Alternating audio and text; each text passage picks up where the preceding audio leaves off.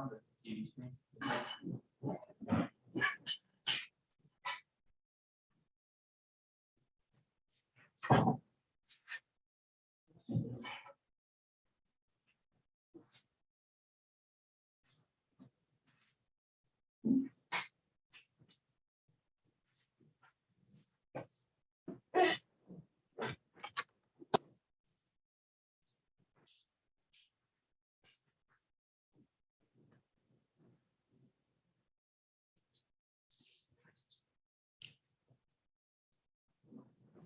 This is the regular meeting for the Community Development Commission. Today is Wednesday, December 22nd.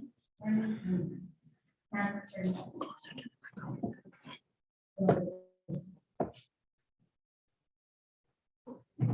Thank you. Commissioner Fusia?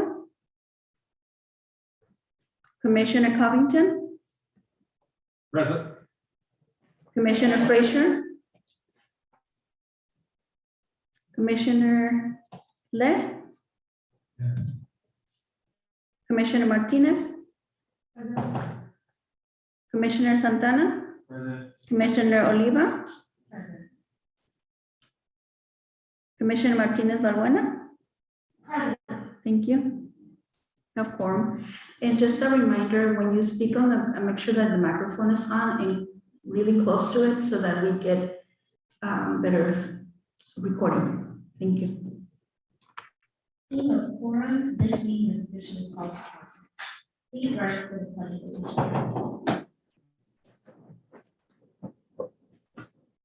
That means we get allegiance to the flag of the United States of America and to the republic for which it stands, one nation, under God, indivisible, with liberty and justice for all.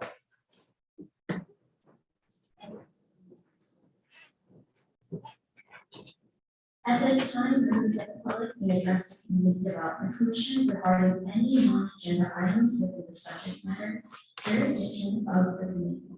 No action will be taken on non-agenda items unless authorized by law.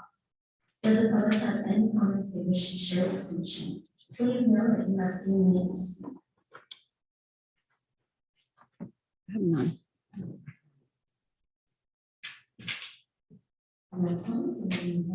This is time for the commission to consider matters under consent calendar, items 1 and 2.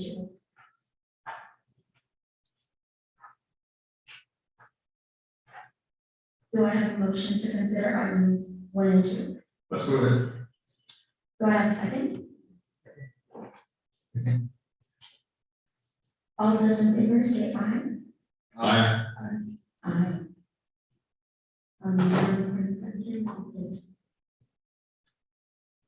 Roll call for votes. It's not necessary because we're all present. We will consider matters under the business calendar. The first item on the business calendar is item number 3, general plan amendment number 2021-0165 following update. Full staff reporting that. Yes, thank you very much, Chair Oliver. And I would like to invite Emily McCann up to provide our presentation for the reason we are all gathered here today.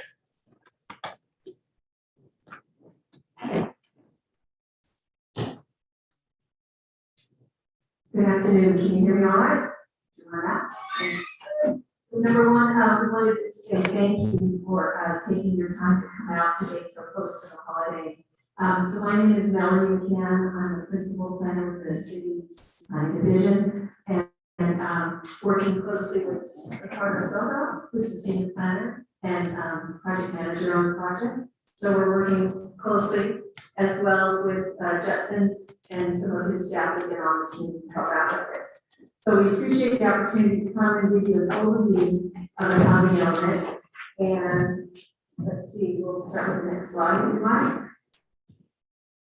So we're just going to go over broadly some key points. First is we'll touch on the housing element in general and overview. We'll give you just a few highlights on the community engagement effort, and then we'll touch on the program evaluation. So we have to look at our programs from the existing housing element and evaluate that. And then the policy framework is the essence of the plan, if you will, in some ways. It's the goals and policies and the housing implementation plan to move us forward for the next 8 years. And lastly, we'll talk about the project schedule and the next steps beyond today. So the basics are that the housing law requires the city to create a housing element to meet not just our existing but our future needs and for all economic segments of the population. And it's required by the government code. It's the only element that's required to be updated at this point every 8 years. And it's also the only general plan element that's required to be sent to the state and have their development, their housing development folks review, evaluate, and certify our element. Next slide. So these, I'm not sure if you've had an opportunity to glance at the website, and the link is in the staff report, but the basic components of it is, as you mentioned, policy framework, goals, policies, and actions and programs. And then we've organized the different components that are required by state law to be evaluated, including appendices A, which is housing need. Then we have an entire different section on housing constraints, what are the constraints to providing housing for future. And then also housing resources. And then again, we've got an appendix that talks about all of our programs and evaluating their successes and where they might need to be adjusted. And then we have a new section that's the assessment of fair housing. And then last but not least, we have an appendix that describes the community outreach in a little bit more detail.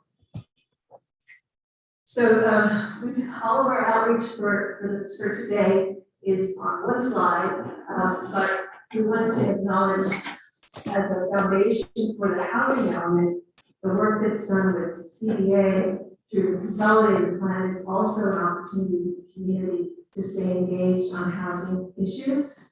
And you're also this comprehensive survey was done at that time, so that's information that's part of the rural community outreach.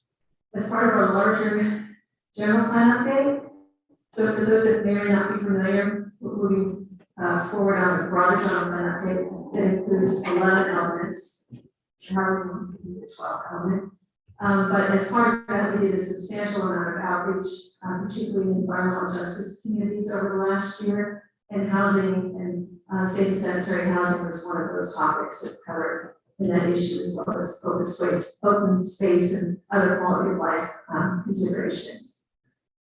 The other key thing for our outreach was gathering 4 sessions of roundtable gatherings, and those were with nonprofits, some boards and commission members, some developers and advocates, some folks that provide homeless services and support. So it was quite a representation of those that are in the housing industry and either private sector or public sector. And then we also conducted an online housing condition survey and publicized that in a variety of ways. And then we also, towards the latter part of our outreach, we had 3 community forums, and 2 were in person, 1 was online, and we shared the basics of what we heard from our outreach, and then some proposed policies and actions.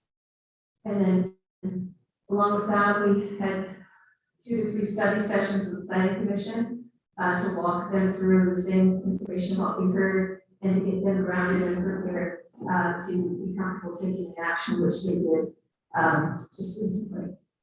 And so that was in the public hearing forum just the other day. Next slide. So what you see before you are some of the themes that we've heard in surveys, in our communication roundtable, et cetera. So, and this is the feedback that we then folded into refining our goals and actions and policies. So the first one was we heard over and over again to promote additional low and very low income housing that actually is greater than our unit allocation. And we'll talk a little bit more about urban allocation in a moment. The other thing that was commented, a common comment was to do something about rent control and dealing with housing insecurity. Also, the role of open space in the overall quality of life in communities. There was also comments about strengthening the housing opportunity ordinance, which, as you know, has been discussed at council recently. Another comment was just acknowledging the difference between the county's median income, that's the median income for all of Orange County, as it relates to the average median income for Santa Ana. So our AMI, if you will, is lower, and just to be mindful of that as we look at grants and as we try to address the needs of our community. Then on the right column here, while we've done an awful lot in Santa Ana as it relates to homelessness, there's still a strong opinion that homelessness prevention and addressing things needs to be an important priority. Also, the community wanted to reinforce their desire to be mindful of community-driven programs and really collaborate in that fashion. So one of the issues, combination of issues that was voiced is the parking, which we're all a bit familiar with. The parking issues in our existing residential areas and some potential parking concerns, whether it's new development, overcrowding, and then also displacement caused by new development or just the evolution of certain areas. Two other points were safe housing and landlord intimidation, responding to that. And then last but not least, acknowledging the code enforcement's role in preserving the quality of our life in our neighborhoods, keeping things appropriate. So what we have here is the unit allocation for the, I'll call it the last or existing housing cycle. So as you can see, the top is from 2014 to 2021, and it's broken down. On the far left, you'll see the income categories, which are very low, low, moderate, and above moderate. And our allocation for that cycle was relatively low at 204. And we, as you can see towards the right there, the total units that we produced far exceeded our unit allocation. So, you know, that speaks to a lot of hard work by our housing division, a lot of collaboration with private sector and nonprofits, et cetera. But this shows you by year what we were able to produce in the different income categories. So this is just a quick visual of some of the projects. You're familiar with Andalusia, and that project, what's a very positive thing about that project is a lot of 3-bedroom units, which is a need for our family, our larger families. To the depot, you can see that that's all affordable as well. You're all very familiar with that, I imagine.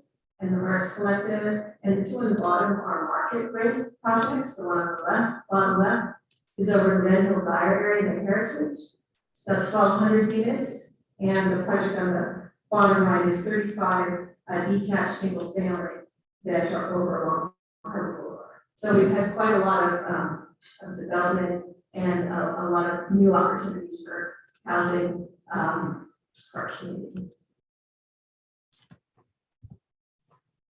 So you might have seen this slide before. So again, this is accolades to the hard work that the city and its partnerships have produced. But you can see from left to right through 2018 through today. We see on the left we have the Orchard project assisting 72 chronically homeless individuals in that location. And then in March we had the depot at Santiago, a small portion of that also serves the homeless population. Then Heroes Landing, which I'm sure you're familiar with, to serve homeless veterans. And then with the Arts Collective, 15 of those units are also to assist homeless individuals. And last but not least, we have the project that is 56 chronic homeless individuals that is over 17th and Black. So wanted to just share that this particular housing update for us, we were fortunate in that our existing housing element is solid and has a lot of good policies and programs in it. The 1 through 4 are the existing policies we have now. And what we did is we added one more additional goal 5. And that is to address the new legislation that speaks to affirmatively furthering fair housing. Next slide. So with that, I'm going to, Ricardo and I are kind of keep things interesting and go back and forth and share some information.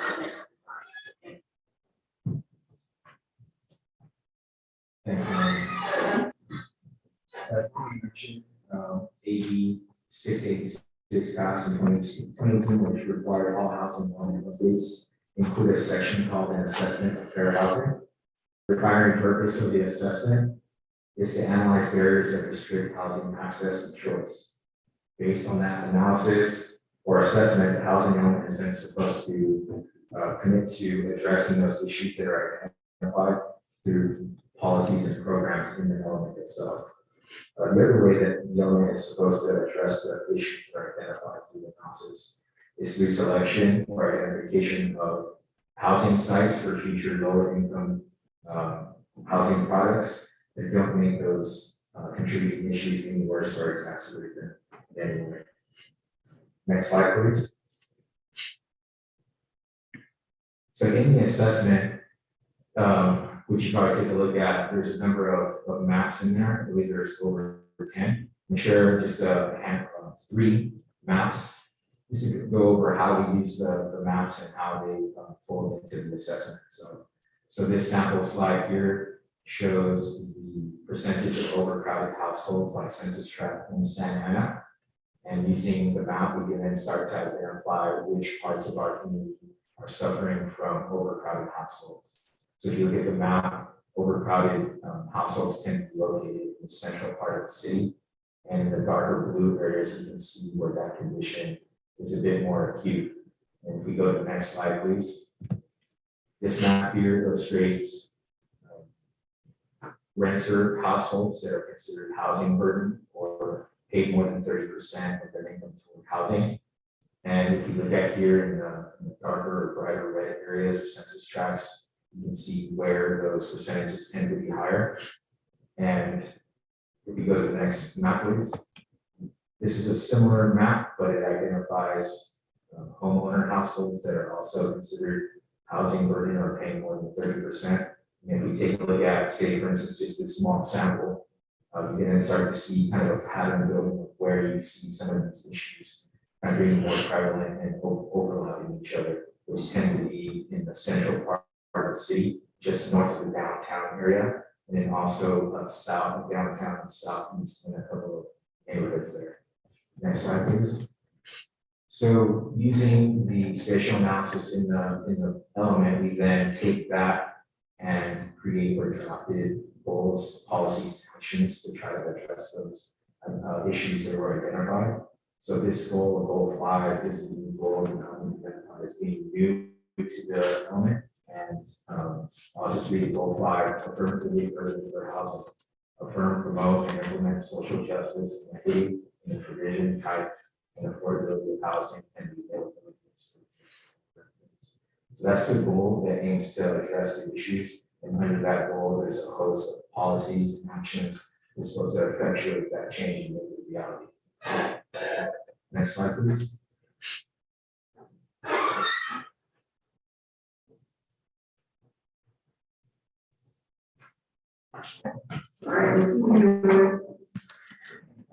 All right, so on the next few slides, I'll be walking you through a few more examples of policies and actions. So in response to the topic of landlord intimidation, we have a new policy that brings tenant protections, and the policy is to provide information and resources to residential tenants regarding landlord-tenant laws that are on the books right now to provide protection against unjust evictions.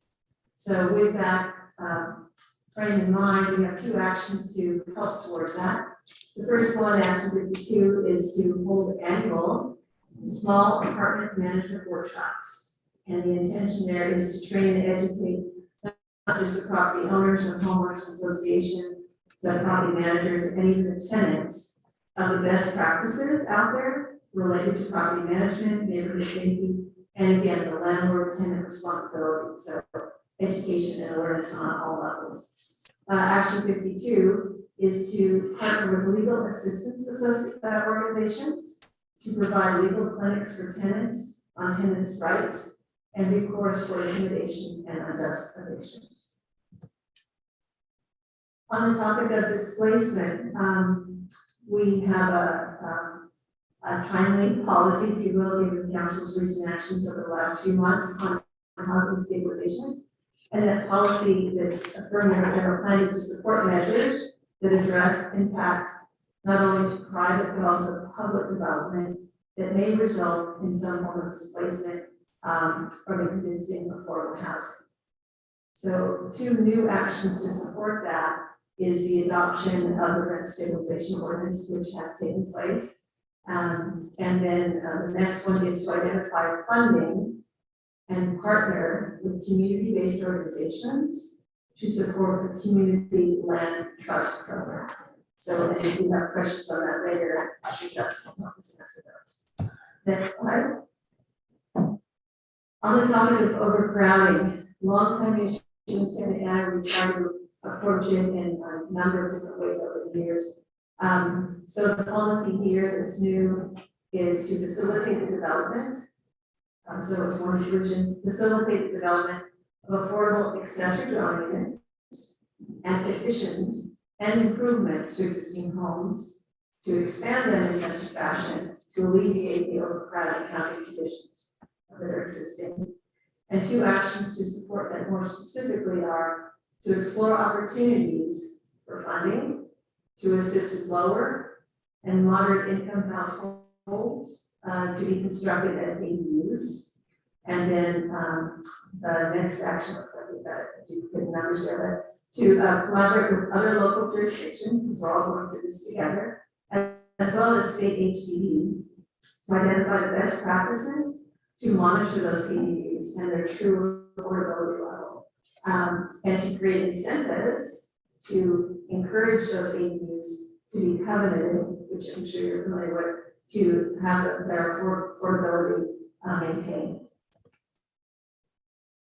So a policy we already have on the books that relates to promoting new affordable housing for low and very low income is again to be mindful of facilitating diverse types of housing, prices, size, including some single family homes, but apartments, townhomes, mixed use, multi-family housing, transit oriented housing, where we have housing along our key bus routes, etc., multi-generational housing delivered work. So the launch to that policy is really promoting and mindful of diverse housing types. The 2 actions to support that, action 24 is in our existing housing element, and that's to provide financial assistance to support the production or rehabilitation of affordable housing to low, very low, extremely low, very low, the whole beyond of lower income needs. And so this, I think, is really something that your commission is most familiar with. And then action 25 is a new one, and that is to apply opportunities to expand the number of housing choice vouchers provided by the Housing Authority, and then to continue to set aside at least 75% of the vouchers for extremely low income households. And again, that's based on our assessment of our needs. And with that, back to Ricardo. Thanks, Mike. So in the draft element that you all had a chance to review, you have to plan for and accommodate the units that are allocated to Santa Ana for the arena. So this cycle, the 6th cycle, HCD assigned over 1 million units to the SCAG region. Of those over 1 million units, 3,095 were assigned to Santa Ana. Subsequently, the city and the county partnered on an affordable housing project called the Crossroads at Washington. As a result of that collaboration, part of the deal was that the city would take on 42 of the units from the county in exchange for working together to develop that site. So that put the city's total arena at 3,137, broken out by the different affordability categories shown on the table there. So our total would be 606 for very low income, 362 for low, 545 for moderate, and 1624 for moderate. Next slide, please. While we do need a plan for 3137 units total, we are allowed to use pipeline units or units that are currently in the development review process and will be built during the planning cycle toward satisfying that total need. So this table here illustrates how many existing pipeline units we have.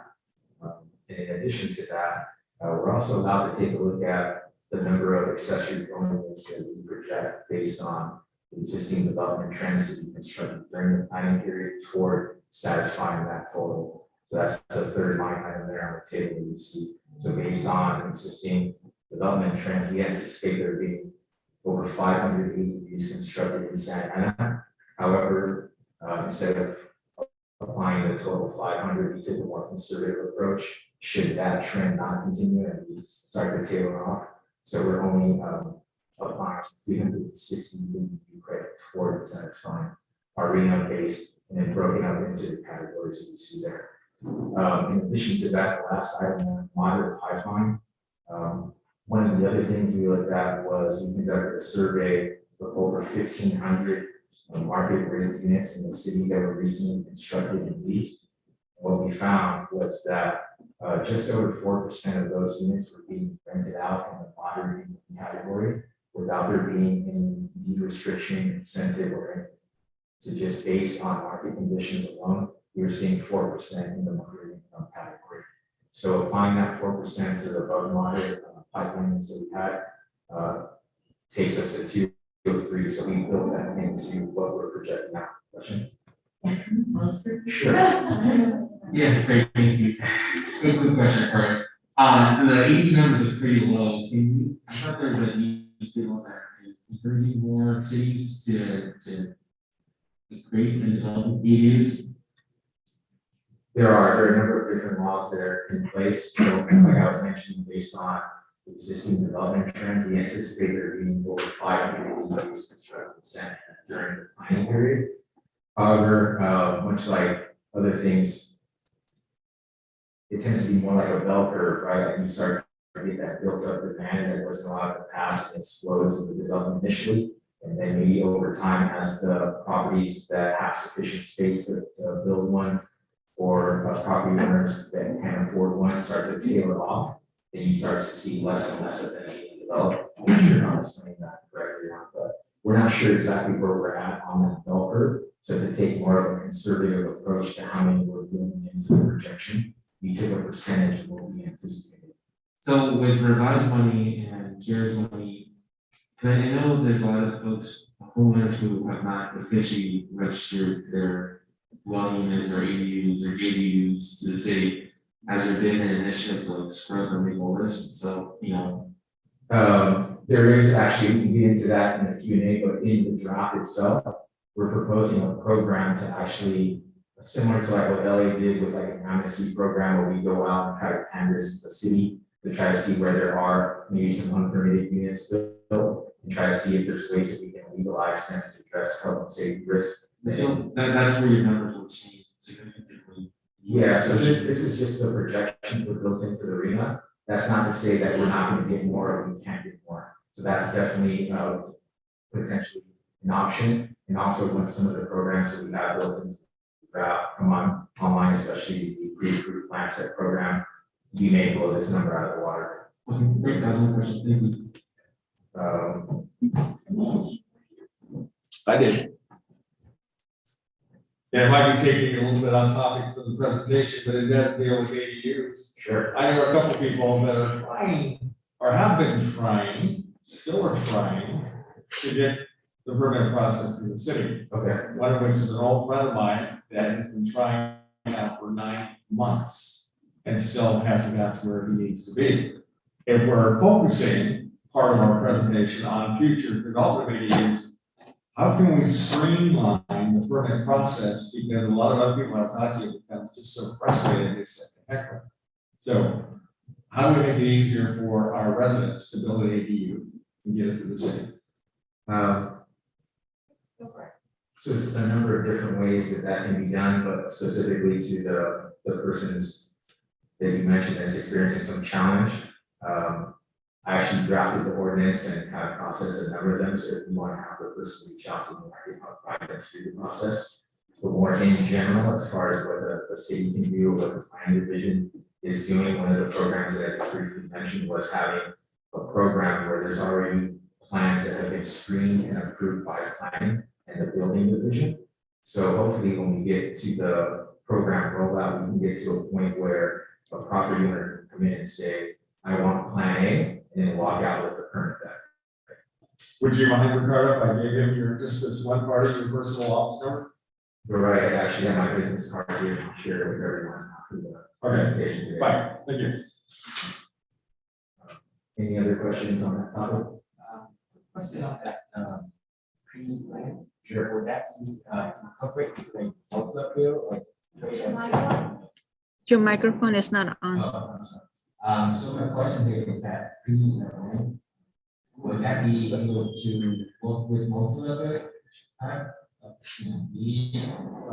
multiple ADUs, like modular? Oh, modular? Yeah. No, unfortunately, the way the plans are being drafted currently, they would be for state built, we don't have using the modular product. So, kind of coming back to the presentation here, to identify the sites in the city that can accommodate the remaining arena. We're in a pretty good spot. We have a lot of different planning areas that have sufficient capacity to handle additional units. So as part of this project, the city is not looking to rezone or change any land use designations in the city. So what the element before you does is just identify sites in the existing form-based code areas that can accommodate the units that we need to plan for. So the first area here is the Metro East overlay. It's off of First, just passing the zoo there, if you're familiar with that part of town. And if you've driven out there recently, you've probably seen the amount of construction that's going on out there. So there are a lot of market conditions present to make this area attractive to development. And there's 3 sites there that we've identified that can accommodate the units that we need, totaling over 14 acres and hopefully achieving over 600 units there. And if you look at the map there, the yellow, orange color are the sites or opportunity sites that we identified, and then the blue are actually sites that are under construction or in the pipeline that have units being worked through the development process right now. Next slide, please. So similar, this is another form-based code area in the city called the Harbor Distance Transit Corridor Specific Plan, encompassing harbor from the north boundary to the south of the city. And on the map there are the 3 different sites that we've identified that can accommodate future development as part of the housing element, with the blue identifying projects that are currently in the pipeline. And in this part of the city, opportunity sites are sites identified with just under 5 acres total, and we're looking at potentially accommodating over 130 units here. Next slide. Excuse me, can we go back one slide? I wanted to see where number 3 was. It was the one that showed First and the 5 freeway. Can you identify, I can't really see it, we got a blue number 3 and a yellow number 3, what that area is. Is that basically 4th and Cabrillo? Yes, so the blue number 3, that fronts 4th Street on the south, Okay. Cabrillo to the east. All right, got it, thank you. And the last of the areas of form-based code areas that we identified here is the transit zoning code, and that encompasses Civic Center here going east towards the train station. And this is the one site here that we identified that can accommodate future lower income housing needs. And this area is a little larger, so we kind of pan out a bit, but there's, in addition to the blue or pipeline projects you see on the map, there are additional pipeline projects just west of the boundary of the map. But at this site here, it's just over 2 acres. We're looking at hopefully accommodating over 60 units here. You'll see on that slide 2, 3 projects that you may be familiar with because they were approved by the commission for funding. Number 4, there is the crossover Washington project, an 86 unit new construction project that the commission approved sometime in 2019, I believe, early 2019. And then the FX Residences project is number 3. That's a 17 unit new construction project being developed by Homemade Orange County. And then number 2 is the Lacey and Vance project being developed by Habitat for Humanity for 2 homeownership opportunities. And all 3 of those projects came before the commission for request for funding prior.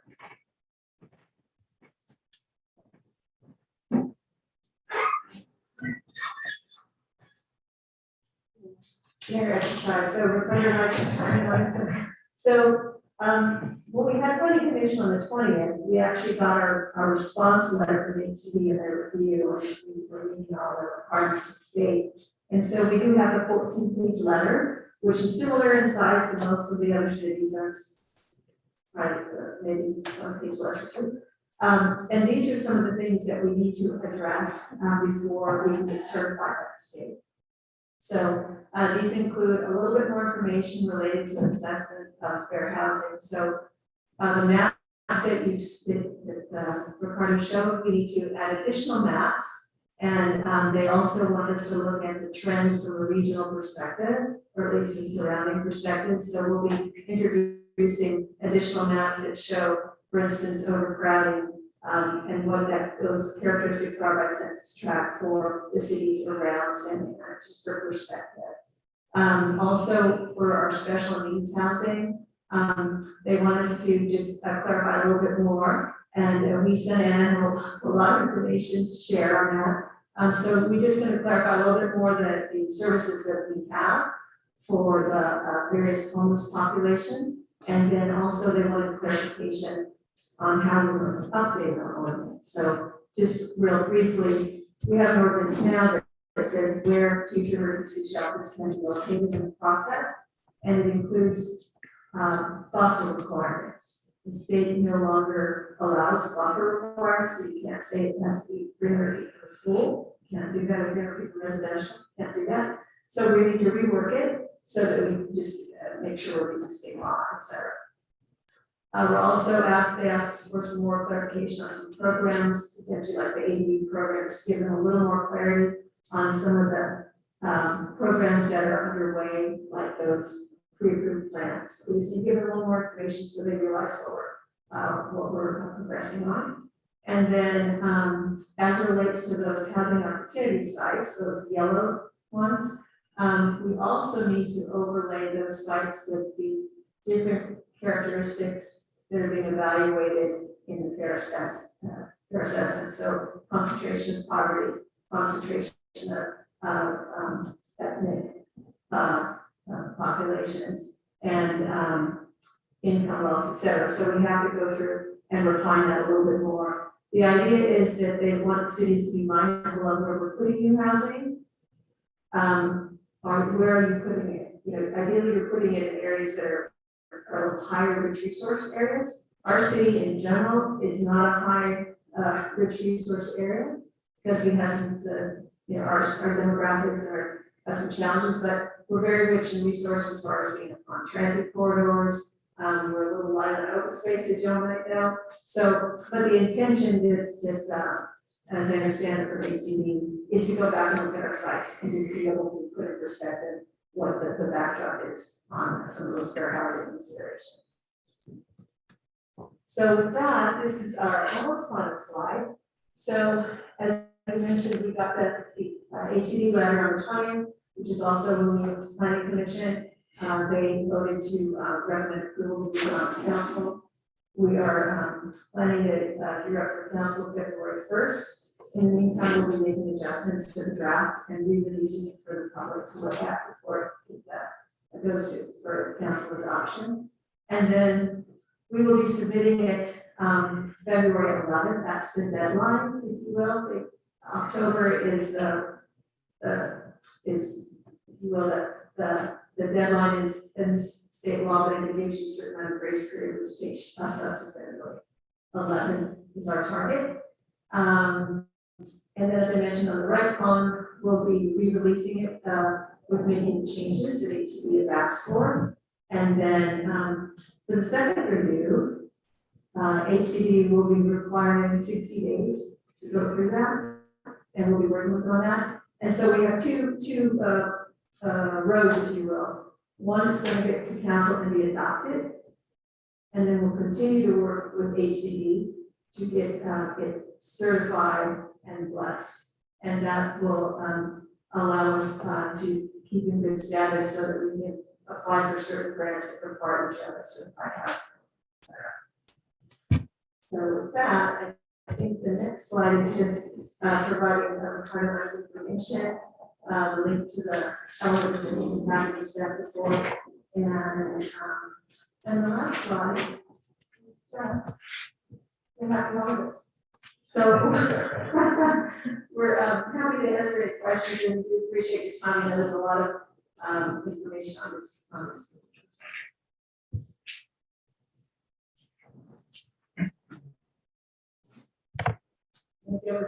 Especially thank Jackson and Pauline, which is probably as well, for their help on this one. Right, the jury's not over, but a good team to deal with.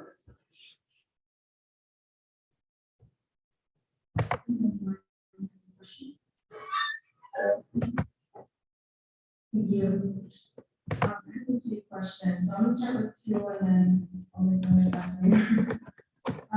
We talked about the sites that were available for development for the planning period. I didn't see a Willowwood golf course. Correct me if I'm wrong on that. That's right, currently Blue is not allowed housing, since this housing one is not any change in zoning or land use designation, it's not active by housing. Fine, okay. Realistically, it probably will be during the planning period, and some housing would be developed. That's not really. So we can't really speak to that, right? That's a city council decision. But any housing that would be built would then be calculated and added to that. Thank you. So this is from earlier in the presentation where we went over the overcrowding and the overpayment maps, and it looked to me like the entire city was burdened with overcrowding and overpayment of housing costs. I think there was like one census tract that was probably under the 20% requirement, and I think generally when we talk about what the city has to do to meet the requirements, and then what the city has to do to alleviate the needs of the community. Those two conversations sort of happen separately, and I think that mentioned this part of the roundtable. So I know that we're on track to meet our requirements. I also know that we're not on track to meet the needs of the community because we're working with housing costs. I did read in the HCD letter that they wanted our programs to be a little bit more like robust and have deadlines and things like that. And I'm sure y'all will take care of that, but I guess this is more a comment than a question. I just wanted us to consider that and then to our community when we're creating new programs to make them more robust, more aggressive to build more affordable housing, even if it goes beyond what is required from us at the arena level. And to echo your comment, that was one of the first things that was on the themes that we got from the public. So you're fortunate. Our housing division is very proactive and they're looking for every opportunity and addressing overcrowding, as we mentioned, will hit from multiple levels. One is just even to promote ADUs, so that instead of 10 people being in one house, 5 are in one house and 5 are in the back house, the basics. But we appreciate your comments, and that is woven into the policies and action. Yeah. Sure. Just to add to that, like I mentioned right now, the existing element has about 10 maps and an analysis that went with it. We're going to be putting additional maps and supplementing the analysis. So from that analysis, we're going to take more information and possibly tweak some of the actions so they are more robust and more geographically tied to address some of the issues that are identified. Thank you. I have one more question, but I'll save it for later. I do have a question, in regards to the section about landlord intimidation. Actually, two said there was gonna be legal assistance provided for tenants. Have anything been identified for assistance? You're asking if any, say that that last part. If any legal assistance has been, like, any attorneys or law firms have been identified for this sort of assistance? Justin, do you mind if I remind you of that? Yeah, thank you, Chair. I'll leave that. So, first is that our city, as we all know, adopted just cause eviction ordinance on October 19th, and it went into effect on November 19th. That was quite a dramatic step a significant step to protect tenants from eviction and provide more rights for tenants. In addition, we provide over $60,000 per year to the Fair Housing Council of Orange County through our CDBG program for various fair housing services, including legal representation services. And we also have this past CDBG funding cycle provided funding to the Public Law Center for one or two different programs. One program that they were providing as well. Between providing CDBG funding and the city's just cause eviction ordinance, those are our current efforts. And we, as you know, have that objective in the housing element, we'll continue to search for new opportunities to provide additional legal assistance to our tenants. Great to know. I'm more concerned about equity when it comes to language, just to make sure that there is the whole spectrum of all the references. We have so many folks that live here, so many different languages, just making sure that that's available.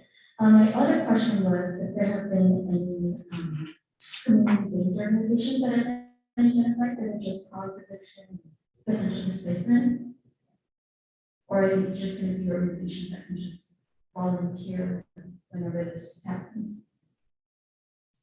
For the just cause eviction ordinance, so the city is contracted with RSG to administer the city's rent stabilization ordinance and just cause eviction ordinance. In terms of other providers assisting families that are being displaced as a result of the ordinance or at risk of displacement,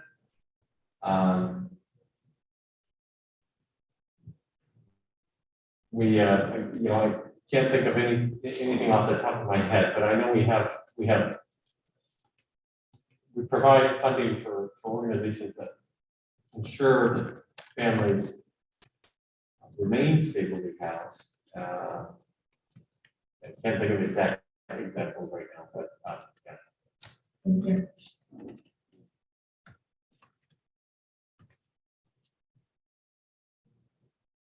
I have some questions. Unless you're going to call on somebody else. Oh, no, Okay. I noticed that I was scanning the documentation that you sent out or received over 500 survey results.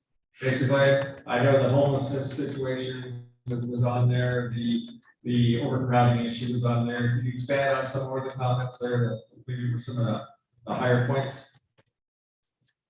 So the one slide that we had kind of gave the highlights of some of that. So, you know, for instance, the open space, the homelessness, the parking, the driving, that's the flavor. Are you looking for some more specific? I just wanted to see that there were some additional comments, and 20 years ago, when I was on College Board, we were trying to deal with the issues of overcrowding, and It's kind of a political hot potato, and probably is to this day, I'm sure. If there's anything new from the city's position to help with overcrowding.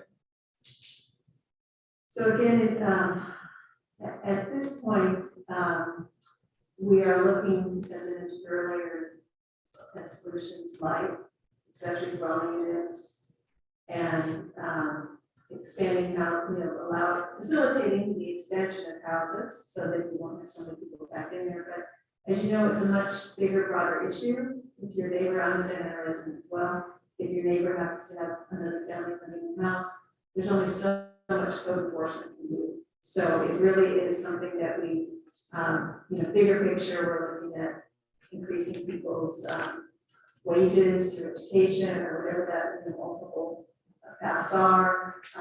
People can't afford more than what they're doing, you would imagine. So they're in those conditions until their life can afford something else. And again, that's why we're, one of the ideas is to facilitate ADUs so that those that are more affordable can be accessible to folks, so they're not benefiting them. But it is a complex issue, and we have not been able to approach it from a code enforcement standpoint. And frankly, there's not the public will from the council either. They're very sympathetic to the fact that we have folks that really are over their head.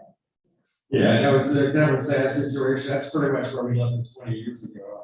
See, we're trying to make progress, but whatever we can do as a commission to support any action to deal with that. I'm sure you'll find a lot of support there. Let me skip over there to Richard's number, make sure I wrote that down right for this spread line with the ADU 9-month ordeal so far in permits. You can actually give you a card. Oh, okay. All right, so I don't need to repeat the number. And then lastly, since land is a rare commodity all over Orange County, especially Santa Ana for development, has any consideration, anything going on looking at the northwest corner of Brandon 17? It's been kind of a dinosaur for many, many years. So actually, in our bigger general plan effort, that area is in the Brandon 17 Oaks area. And the draft general plan right now proposes to allow that area to transition to mixed-use residential. At the corner in particular, I think it's at 30 or 40 dwelling units per acre. And so there is potential vision that the council will be making some decision on hopefully in January to enliven that area and actually find out there to go towards the 22.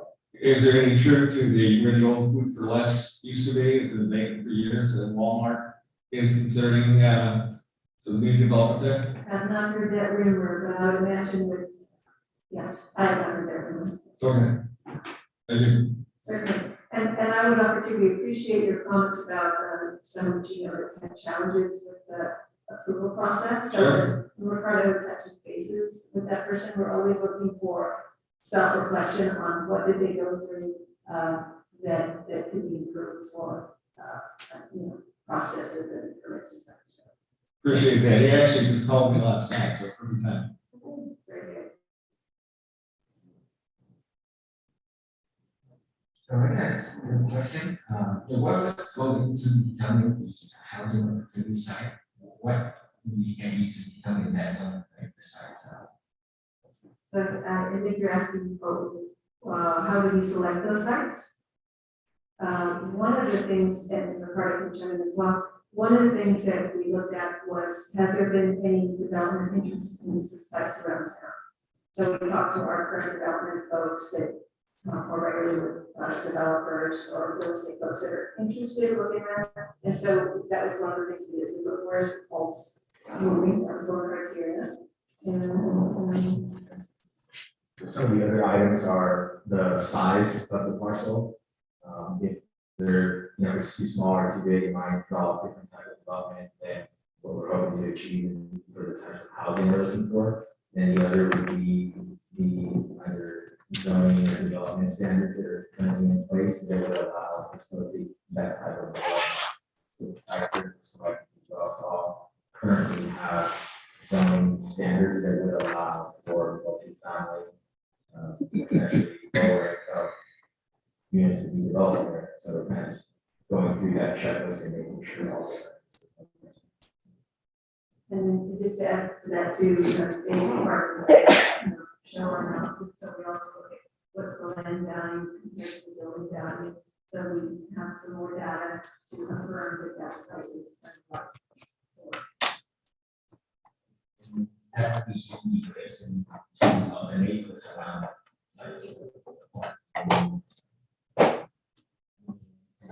it's like that that's really known and I don't until now issue the map because I don't know where it's not but the place is like where and using that one can you potentially shoot that to the zone. So as Ricardo mentioned earlier, is that all the sites that we looked at, like property sites, the zoning allows residential now. And so the Commissioner Cody, when they asked about 17 grand, well, that's a separate project that's different. We're not sure how that will all work out, but yeah, these are all already zoned general plan. So if you have an industrial project site somewhere, that would be something we would be looking at because we're looking at properties that are already ready to go. And just to add to that, when the plans were developed, things such as what you mentioned would have been looked at and analyzed. So in the context of the neighborhood, does rezoning to this new plan make sense or not? So if they were previously industrial, is that going to be conducive to these new uses that we're looking at? Or if we're looking at new uses, what potential issues might there be if there's an existing single family neighborhood next door? So all those things would have been analyzed when the plans were drafted into effect. And then now it's just using the analysis that took place back then to identify the sites that are already zoned to allow people to have.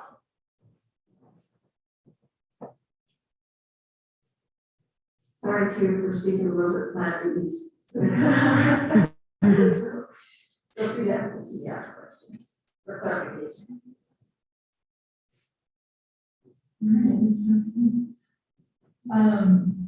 So I have two concerns about the community engagement. The first one has to do with the community driven programs. During the roundtable, a couple of community groups brought up that they wanted to be included in the conversation about the programs and how we develop them. I was contacted by a couple of them saying that they feel like we have outreach, and I want to acknowledge that we're working on a really tight deadline.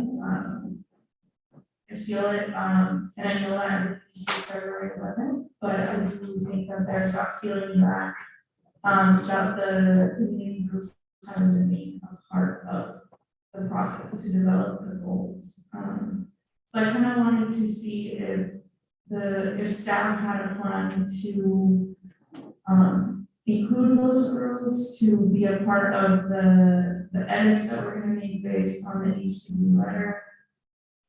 So I'll stop there and then have one. Thanks for the question. So the way we do these bigger projects, when we first kick it off, we try and get the word out. And as part of that, one of the first things we do is we say, here's how you can contact by phone or by email. Contact them. So the groups, etc., I would offer, there's been an opportunity to reach out to us. If they're a little shy or reticent, then I would just encourage them to call us and contact us.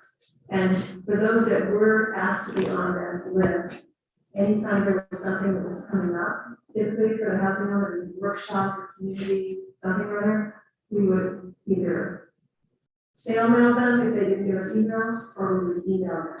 So from the city's perspective, we certainly try, and even most of the community survey organizations are on the city's email blast for the community, for the city manager's message periodically, and for the messaging that goes out for neighborhood improvement. So I would offer, just, encourage them to just communicate and talk to us, and be happy to engage them further. And there definitely is an opportunity.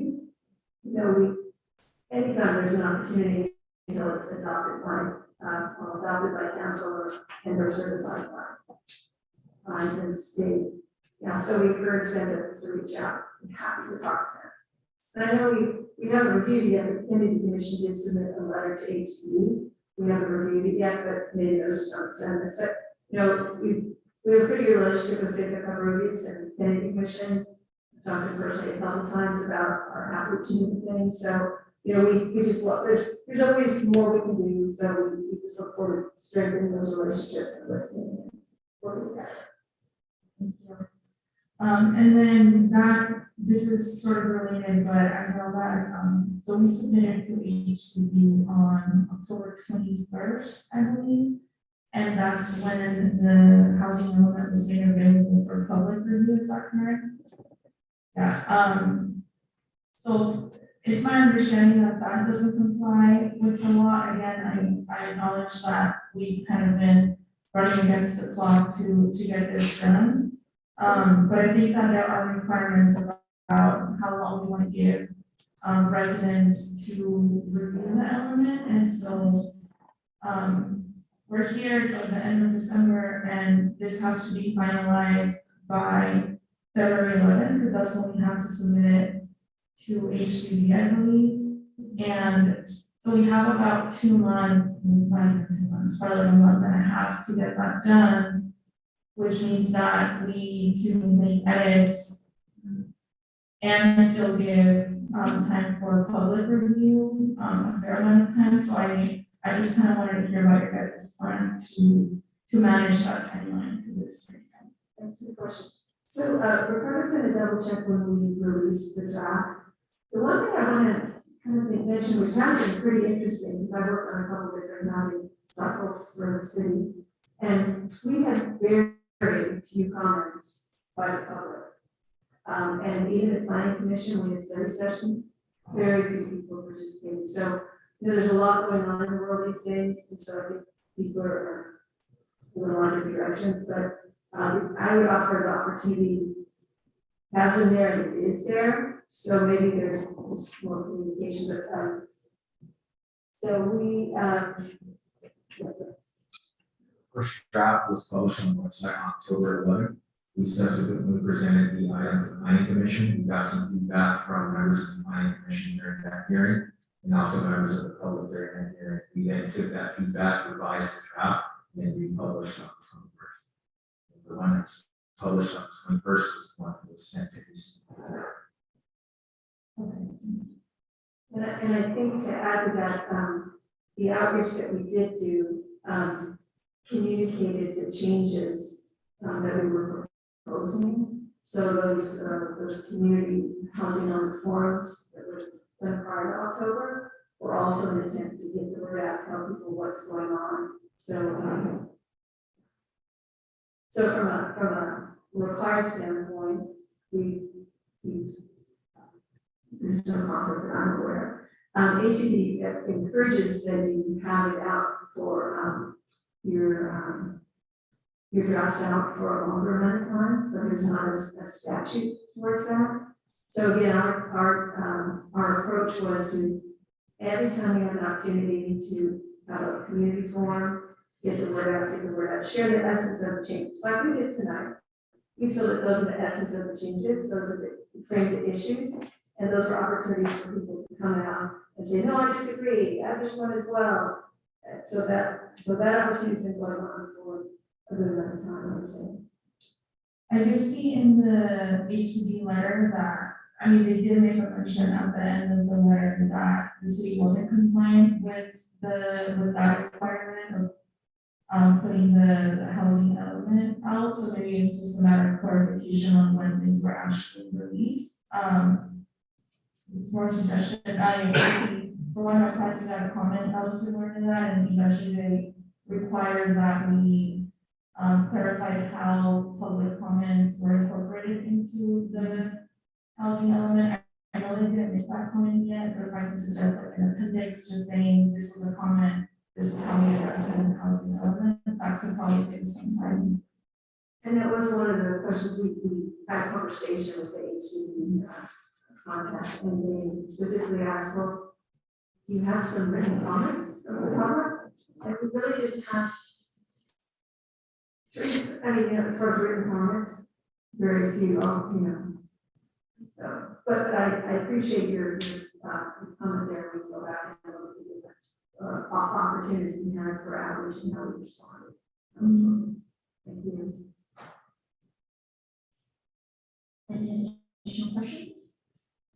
I actually wanted to make a comment.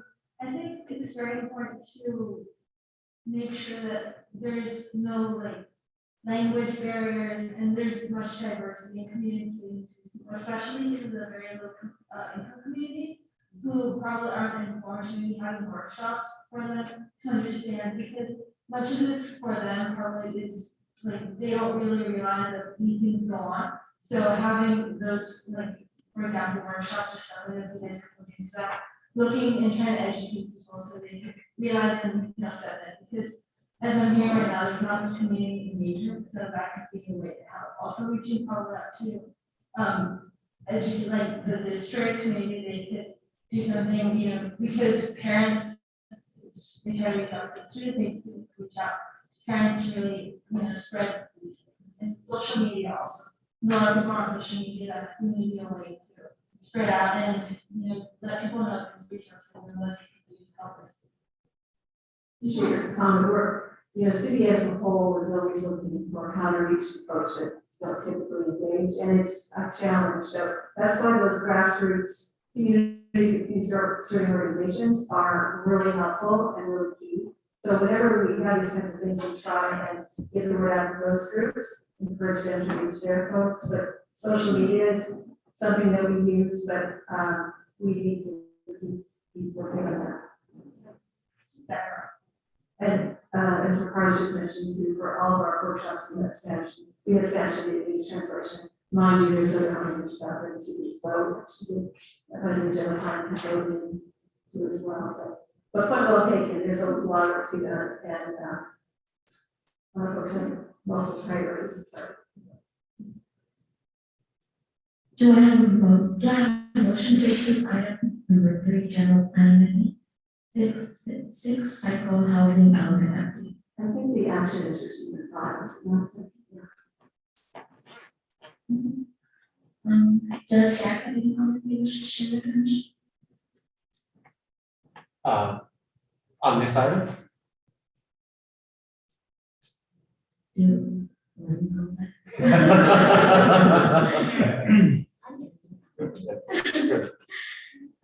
So do you motion or no? Our legal counsel's not here. I think if we receive the file, there's not really formal action. Yeah, no. But just to cover the base message, it's file, motion to receive the file. Yeah, motion to receive and file. Yeah. Do I have a motion to receive and file? Let's do it. Do I have a second? Second. All those in favor say aye. Aye. Aye. All right, does staff have any comment? Thank you. Moving on, does staff have any comments they wish to share with the commission? Yes, a couple updates for the commission. Thank you so much to Melanie and Ricardo for that very, very thorough and fantastic presentation and all the tremendous work on the housing element this coming planning period. So a couple updates. Through the leadership and direction of Maricela Marquez, our ERA program, our Emergency Rental Assistance Program, has dispersed over $17.1 million this calendar year to assist over 2,600 families. So a huge congratulations to Maricela on that success. And we are going to be following approval by City Council on December 7th. Of a resolution, we're going to be entering into an agreement with the state for an additional $9.2 million that will begin administering this coming in the next couple months. Through the leadership and efforts of Claudia Shaw, our housing improvement analyst, we issued our RFP for affordable housing development on December 8th, making available $18 million in affordable housing funds and 25 project-based vouchers. The deadline for that RFP is February 28th. And of course, any proposals that we receive that staff recommend for funding will first go to our commission, and then with a recommendation by the commission on the city council for final approval.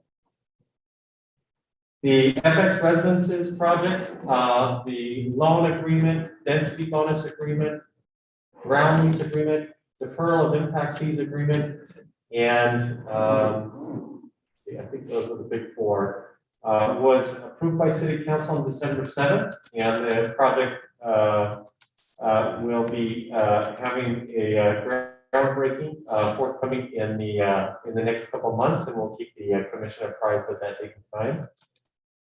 And then through the leadership of Holly Saffron, our new community development analyst that you met at our last commission meeting, as well as with assistance from Claudia Shaw, we did launch our My First Home program to make available $1.2 million in funds and down payment assistance program fund to create more homeownership opportunities and asset building opportunities for our residents. Through our rent stabilization ordinance, we are continuing to administer that ordinance following adoption of the ordinance by city council. And we have our next workshop scheduled for tonight in 10 minutes. And through the leadership of Mr. David Flores, our senior community development analyst, he has the applications for our CDBG nonprofit applications have been received. David, do you want to provide any update or any information on that for the commission? Sure, just quickly, the deadline for the application was on Monday, 5 o'clock, so we received a total of 33 applications. And I know I provided boxes for the three commissioners that volunteer to assist us. They're right behind you guys, so you can take them home during the holiday season and review. And then when we get back from break, I'll send out an email so that we can set up a meeting to kind of go over the evaluations and do the scoring and bring your recommendations back to the commission. So thank you guys, appreciate it. Thank you very much for our ad hoc committee that was formed by the commission, I think in September or October.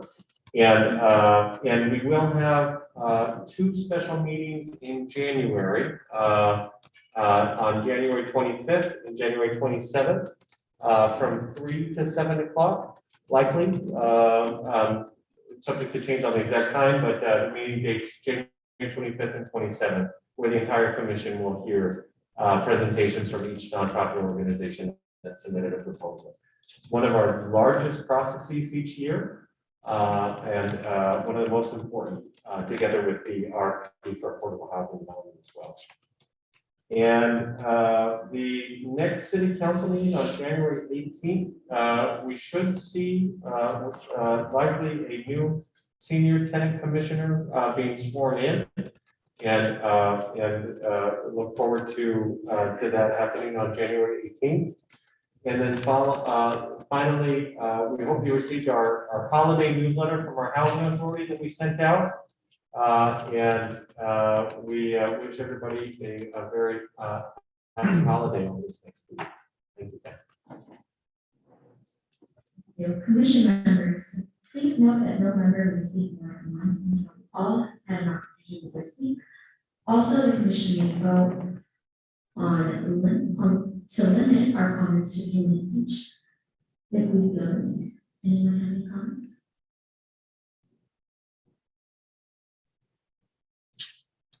I just want to say I apologize for being late. Normally, I'd be here right on time. I think I set a new record for hitting every red light in my house, northeast part of town, and 2 trains to get here. It's still late. But I did bring a little Christmas beauty package to be sure my fellow commissioners and staff. I'm going to give this to you right now. That you open it, Madam Chairman. And with that, please try to remember the reason for the season. And when you guys take a look at life and compared to a lot of people, we are way too blessed to be stressed. So, Merry Christmas, happy holidays. Thank you. Commissioner Martinez? Yeah, I just wanted to thank staff for all the work on housing development. I know it's really big. That's big one, especially with no consultant, which I'm very impressed by. So yeah, I know I asked a lot of questions, but I really appreciate all of your guys' work and efforts and your community. getting these requirements. Thank you all, and thank you, Commissioner, for being such a good. Here, Dylan.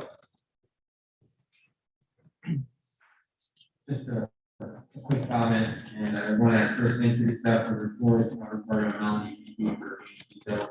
I also like to challenge my commissioners to really help the city be the ambassadors and outreach, educating, and be supportive, because you all have been selected by a councilman, councilwoman to sit in this guys and actually help with the process. So, you know, with the different programs you guys available, I mean, it's been a huge undertaking. I don't think anyone here in City Hall has been working tremendously. So I encourage again everyone here to do your best to, you know, quite frankly, you know, get people more involved and engaged in this process. So we'll take you guys for being here. Thank you all. That's it.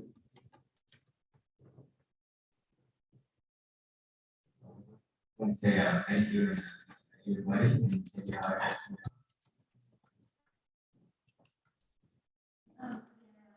Thanks, staff, for your report.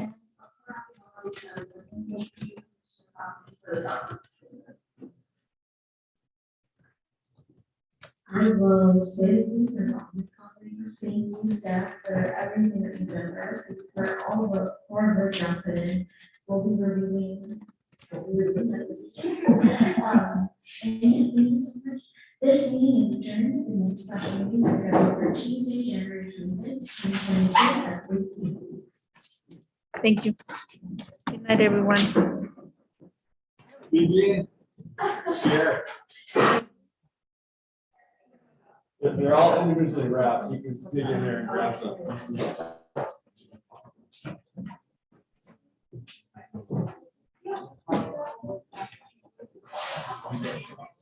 No.